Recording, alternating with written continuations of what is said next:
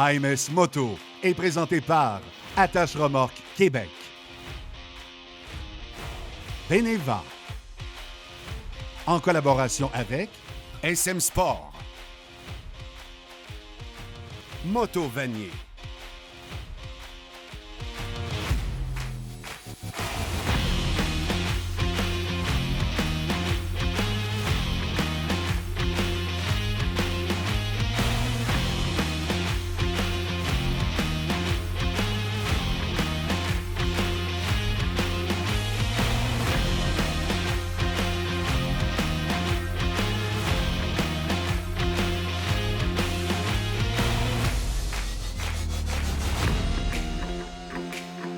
Dans les grosses chaleurs de l'été, quoi de mieux à AMS Moto que de vous dire bienvenue et de dire qu'on va se décoiffer un peu aujourd'hui. 2 motos à l'essai, la Triumph Daytona que Michel a pilotée en piste et la Yamaha Ténéré, 2 motos fort agréables.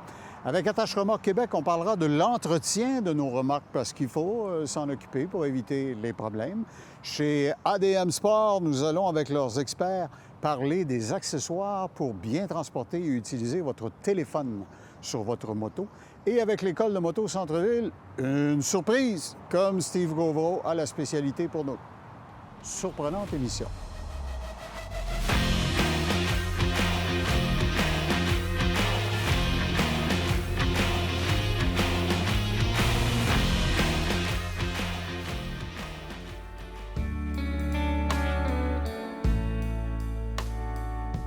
Je sais, vous allez me dire que les motos d'aventure sont le créneau préféré de notre pilote d'essai, Michel Boilly. C'est vrai, il est probablement sur sa moto d'aventure ce matin. Je suis avec Joanne Planck de SM Sport, surnommé affectueusement Joe le Français. C'est le Français qu'on aime. Hein? Il y en a, sérieusement, Joe, la Ténéré 700. Une belle machine que Yamaha a ajoutée au catalogue assez récemment. Oui, effectivement, une machine qui est arrivée l'année dernière déjà, qui a été la nouveauté, puis qu'ils ont continué à ressortir cette année, qui plaît beaucoup, une machine aventure, donc vraiment un très beau produit. Tu me disais qu'il y a même des exaltés qui font Paris-Dakar avec des oui, avec des machines un peu modifiées pour le Paris-Dakar, effectivement, parce que c'est des courses un peu hors normes, mais oui, avec la Ténéré 700. OK. Effectivement. C'est un 2 cylindres, oui. Donc probablement beaucoup de couple, un peu de vibration. Comment tu le situes à ce niveau-là? Ben, la vibration, ça reste une machine aventure, donc la vibration va surtout se ressentir sur un trajet routier bien standard.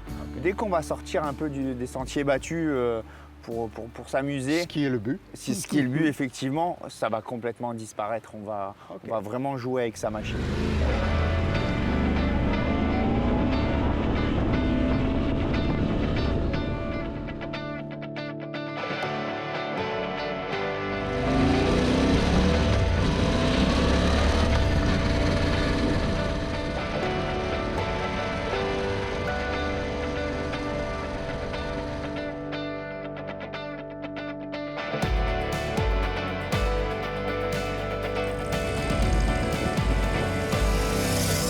Yamaha maîtrise depuis plusieurs années la façon justement de balancer les moteurs à la perfection pour qu'il n'y ait pas que s'il y a une vibration, elle ne se produise pas dans la gamme de RPM qui serait désagréable pour le pilote. Effectivement. Puis après, avec un poids aussi quand même bien travaillé, bien centré, ça va aider tout l'ensemble. C'est un peu le défi parce que les motos aventure sont toujours un peu plus hautes sur pattes, dégagement oblige.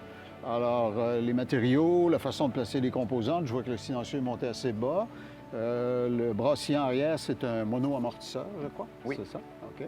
Puis je regardais le freinage, ça semble généreux. Et c'est un bon freinage Brembo, donc on a une bonne puissance de freinage. Faut pouvoir arrêter la machine sur la route et puis avoir un bon feeling sur leur route, justement.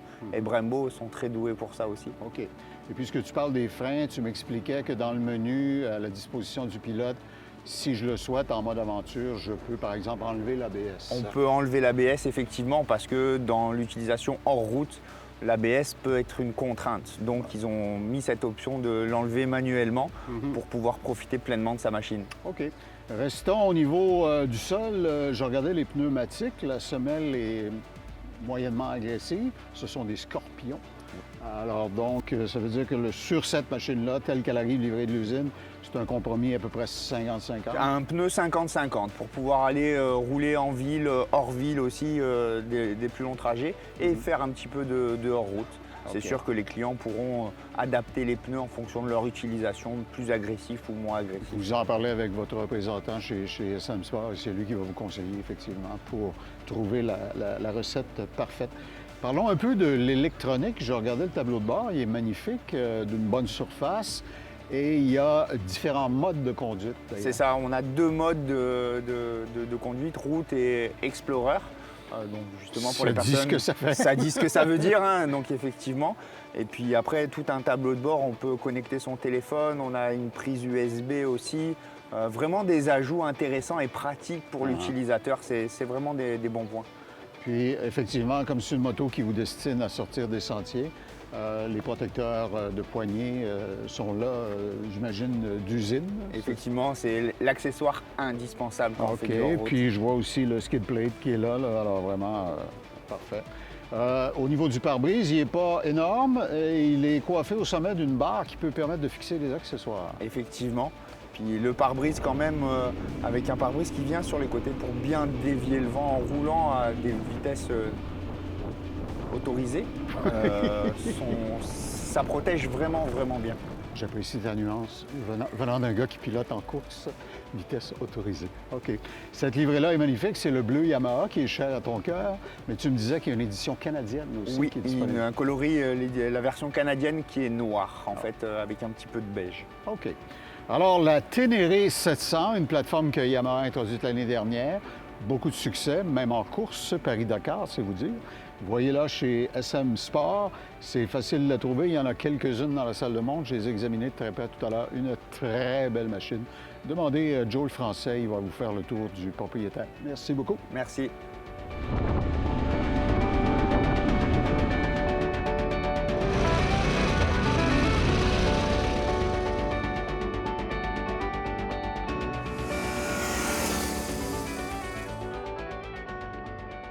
Cette capsule vous a été présentée par SM Sport.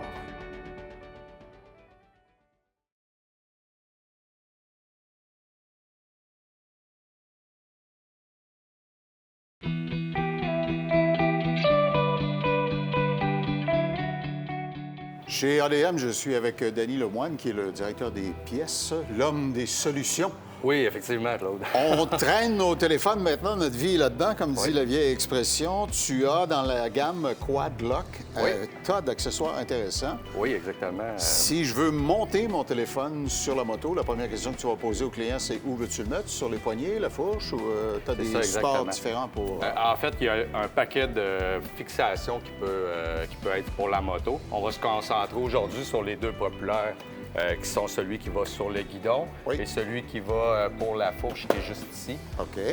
En fait, il va y avoir 2 modèles, soit le modèle plastique et le modèle aluminium, qui va nous procurer une grandeur de plus pour ce qui est du guidon qui va un petit peu au-dessus d'1,5 pouce, qui est pour les gros guidons de Harley. Ça, c'est la base de notre fixation. Ensuite, ce que ça prend l'étui qui va pour le téléphone. Comme ce que j'ai en main ici. C'est ça, exactement. On va avoir le modèle qui est magnétique pour tout ce qui est application autre que la moto. Puis on va avoir le support ici qui n'a pas l'aimant en tant que tel pour tout ce qui est application de moto. Ensuite, pour tout ce qui est iPhone, ça prend le petit anti-vibration comme c'est ici, vu que les caméras sont un petit peu plus fragiles. OK, tout ce qui est je voyais que c'est une espèce de petit tripode en caoutchouc qui crée une distance entre le support qui est fixe sur la moto et l'appareil électronique. Va aller tout absorber les vibrations en tant que tel. Ça fait que si je veux faire, par exemple, des séquences kamikazes dans ma tournée à vitesse légale de l'autoroute de la capitale, puis je veux pas que ça vibre, je le montre là-dessus, mon téléphone va faire un travail impeccable. Exactement. Puis pour tous ceux qui n'ont pas accès à l'étui fait par Quadlock, il se vend un petit ajout comme ça ici qui va être collé derrière l'étui qui est existant. L'interface. C'est ça, exactement. Qui va nous permettre de venir le monter dessus. Est-ce que j'ai vu que tu as même des bases qui peuvent faire la recharge? Oui, effectivement. On va avoir ici le chargeur sans fil comme ça qui peut être combiné avec le filage qui va être sur la batterie. Ce qui est intéressant avec le filage de chez Quadlock comme ça, c'est que c'est un adaptateur qui est intelligent. Alors, il ne drainera jamais. C'est ça, exactement. Même si on arrête... la bière avec les chums se prolonge plus longtemps qu'on aurait prévu. C'est des affaires qui arrivent. Oui, exactement. OK. Puis même si on a un Sport Ram qu'on veut faire la conversion, petit accessoire qui est aussi disponible pour transférer. Alors, quel que soit le genre de monture que j'ai, quel que soit le genre d'usage que je fais, même si vous faites beaucoup de pluie, il y a des écrans protecteurs comme ça qui sont absolument magnifiques. Je ne sais pas comment ils ont fait un moulage plastique aussi parfaitement transparent que celui-là. On ne servirait pas pour regarder l'éclipse, là. Il est trop transparent. Alors, sérieusement, on trouve tout ça chez ADM. Il y a 2 magasins, bien sûr, Québec et Saint-Hyacinthe. Et à Québec, en plus, il y a le centre de liquidation en tout temps. Alors, admsport.com est l'adresse Internet. Danny, merci beaucoup. Bien, ça m'a fait plaisir, Claude. Bonne saison.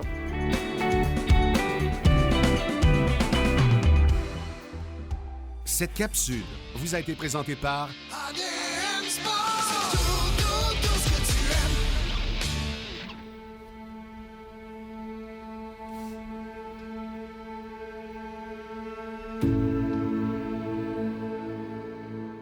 Ça semble si simple, mais dans une remorque qui se respecte, il y a toutes sortes de pièces qui peuvent user, qu'on doit entretenir de temps à autre ou à tout le moins vérifier. Je suis avec Steve Lépine chez Attache Remorque Québec. Steve, dans votre atelier, vous voyez passer de tout, de la micro-remorque au monstre. Absolument, très bien dit. On va en voir à l'écran pendant notre chronique. Vous faites des changements d'essieux, de freins, etc. Et beaucoup de gens ont ces objets-là sans même les avoir vus, ils ne savent pas ce que c'est. Votre spécialité, c'est de les regarder et de pointer où est le problème. Très, très bon point, Claude. Puis on aime ça aussi expliquer aux gens les composantes qu'on remplace. Oui. Le monde, ils disent, OK, on remplace des freins, mais ils ne savent pas nécessairement ce de quoi comportent leurs freins. Exact. Ici, on a un exemple, là, nous, on appelle ça une backing plate, OK? Oui. Complète. Donc, on a un système de frein électrique ici, avec un aimant, on a des bandes de frein, puis on a un ajustement. Donc ça, c'est important que ça soit toujours bien graissé, le mécanisme, pour que ça travaille bien. Le problème qu'on voit souvent, c'est que quand les freins sont pas entretenus ou mal entretenus, c'est qu'ils vont rouiller, puis ils vont coincer. Fait que le mécanisme ici, il jamme dans la rouille, puis là, les bandes de break, ils viennent pas bien s'épouser dans le drum, dans le tambour. OK. Donc, quand on est capable de les sauver, on va démancher, on va nettoyer, on va graisser le mécanisme, on va réajuster, et on repart. Quand c'est trop rouillé, on n'a pas le choix, on remplace complètement. Donc, on enlève toute cette pièce-là. Je comprends. Et on en met une neuve. Une unité complète comme celle-ci. C'est moins dispendieux remplacer quand c'est rendu trop jammé que commencer à tout déjammer. On va mettre plus de temps. Je comprends. Donc, on remplace toute la backplate au complet. Par le fait même, il faut remplacer le tambour en même temps. Parce que si on remplace la backplate, mais on ne remplace pas le tambour, bien là, il va y avoir eu l'usure de l'ancien aimant et de l'ancien système de bande. Puis là, ça ne s'épousera pas comme il faut dans le drum. Ça fait qu'on n'en aura pas pour notre argent. Exactement. Tout ça roule sur des roulements à billes. Il y a des gens qui en ont dans leur vie. Oups, qu'ils n'ont jamais vu. C'est ça, un roulement à billes? Oui. Ça, c'est qu'ici, on a le roulement à billes, puis on a la portée. Ouais. C'est pour ça. Ici, c'est deux pièces. Exact. La portée du bearing va être dans le fond du tambour, puis on a le bearing qui vient rouler sur la portée. Et ça, c'est le saut d'étanchéité. Ça, c'est le seal. Si vous Par avez derrière. des conditions poussiéreuses ou votre remorque va souvent dans l'eau, des choses comme ça, Ben, ça, c'est tous les critique. systèmes de frein ont tous un seal comme ça. Ça, OK. lui, ça vient rendre ça étanche. Ouais. Puis après ça, ben, on a notre cap qui vient faire la finition. That's it. Fait qu'ici, là, on a un parfait exemple d'entretien de bearing, d'entretien de système de frein, puis on a aussi l'entretien des suspensions. D'accord. Pour l'entretien des suspensions, Les essieux, les lames, on en ça, parle, oui, exactement. C'est qu'on a les lames de ressort, on a des bushings dans les lames de ressort, puis on a des liens mobiles, puis on a des balanciers. C'est toutes ces pièces-là qui sont mobiles, qu'avec le temps, ils vont s'user. Donc, le bushing va s'user. Après ça, on tombe un peu fer sur fer. Fait qu'il faut que le bushing soit remplacé. Puis, au lieu de mettre un bushing de plastique, ben, on va le remplacer par un bushing de cuivre. Plus solide. On va doubler la durée de vie.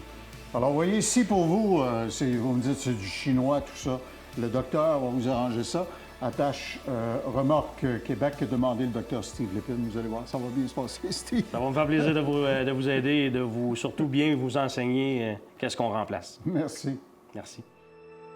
Ce segment vous a été présenté par Attache Remorque Québec.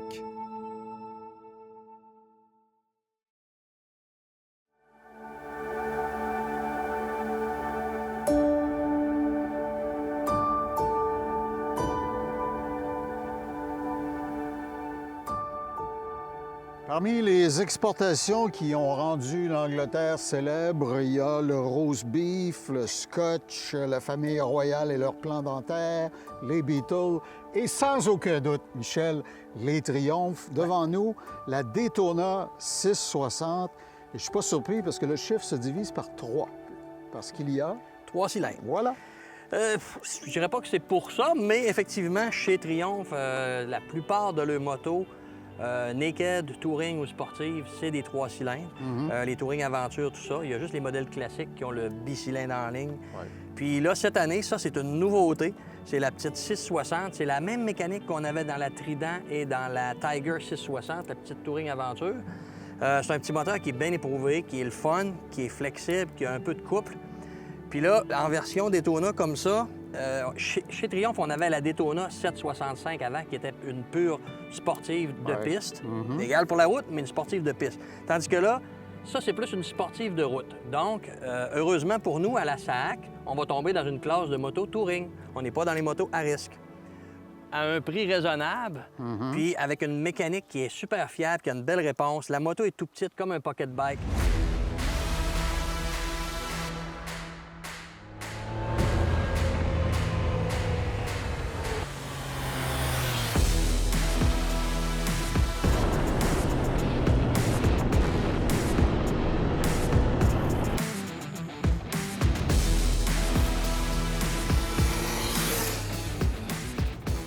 L'esthétique est absolument magnifique. Magnifique. Ouais. Les décalcomanies sont collés sur le... mais avec le clear par-dessus. Puis leur peinture, pas besoin de vous le dire, chez Triumph, tout est fait à la main. là. C'est vraiment de première qualité. Depuis le début, puis c'est la plus vieille compagnie de motos qui n'a jamais arrêté d'en faire au monde.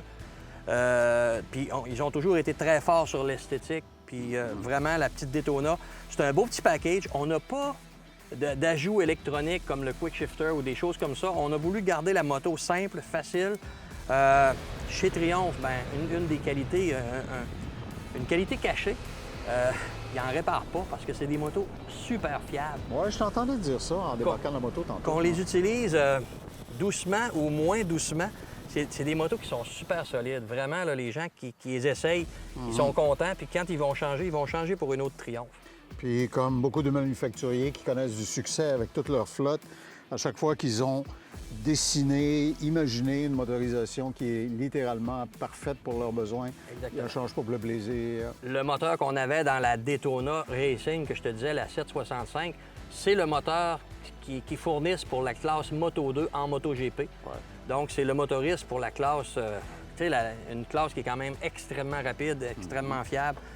Donc, Triumph, c'est des bons produits, mais là, il nous arrive avec un petit bijou, Claude. Puis la conduite de ça, c'est tout petit, c'est tout ramassé, c'est super le fun, c'est léger.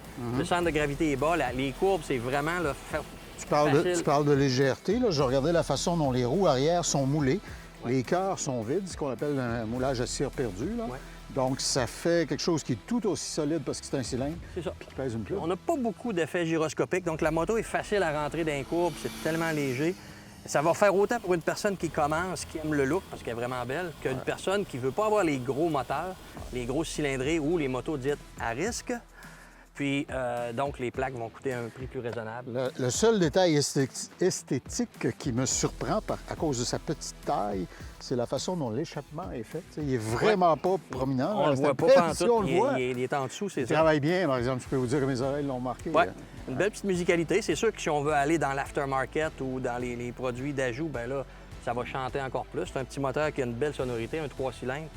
On a du couple. On a 83-85 HP dans ces eaux-là. Puis il est à chaîne, évidemment. Il est à chaîne, c'est ça. Puis je regardais le diamètre des freins à l'avant, c'est très généreux. Très bon freinage pour une petite moto qui est légère.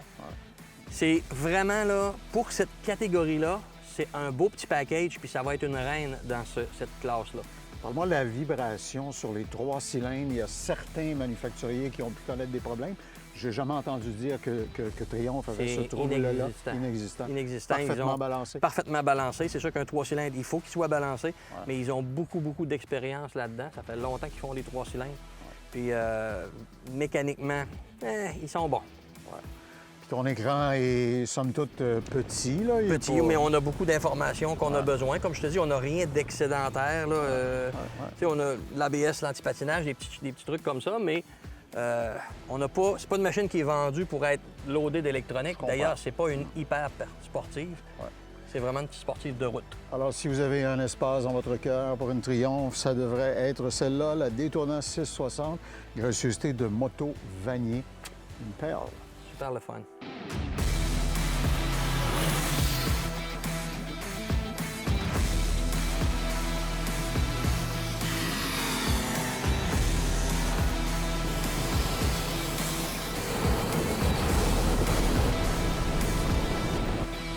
Cet essai routier vous a été présenté par Moto Vanier, passionné depuis 1973.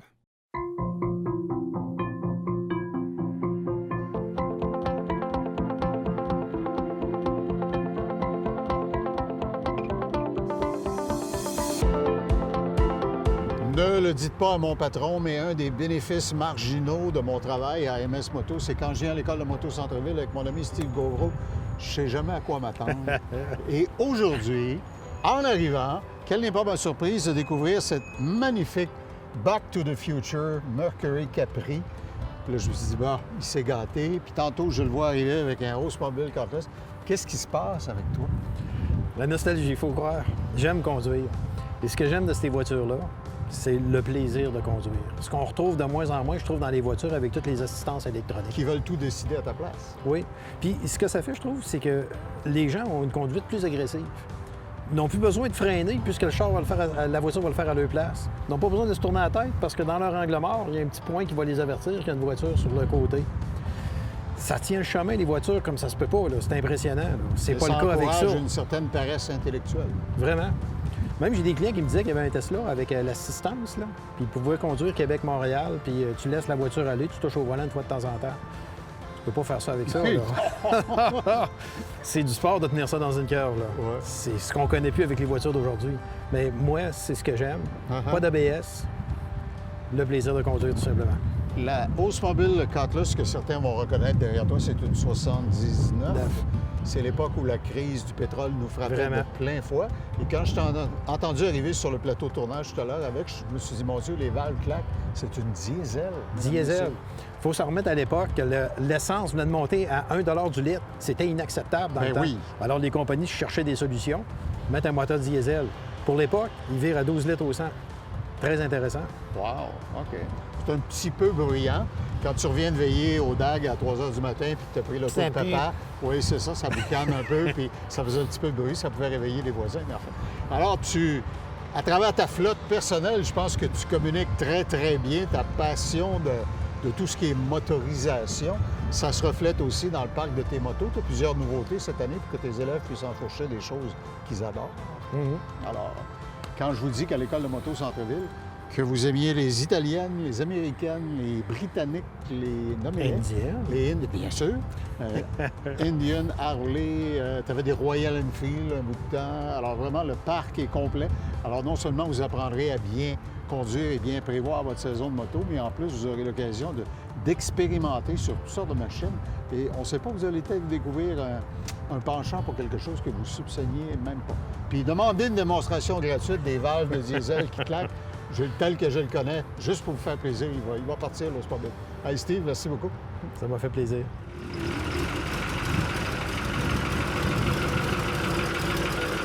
Cette capsule vous a été présentée par l'école Moto Centre-Ville. Quelle bonne décision ça a été il y a quelques années de vous présenter 2 motos par épisode. C'est comme un cornet à 2 boules dans les grosses chaleurs et la canicule.